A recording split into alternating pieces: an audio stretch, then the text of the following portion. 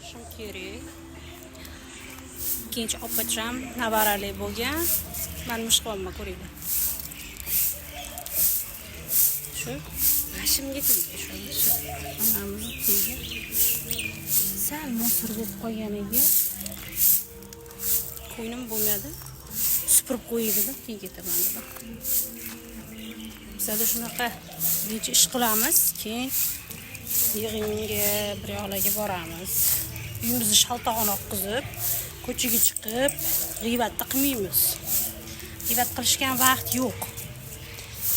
Gunoh botgandan ko'ra. Bir xilla bor, uyini shaltog'iga qarab bo'lmaydi, lekin o'tganni ham, ketganni ham qilib o'tiradi. Yoshi o'tganda orqasini yig'ib turib namoz o'qishga, ibodat qilishga qiziqmaydi.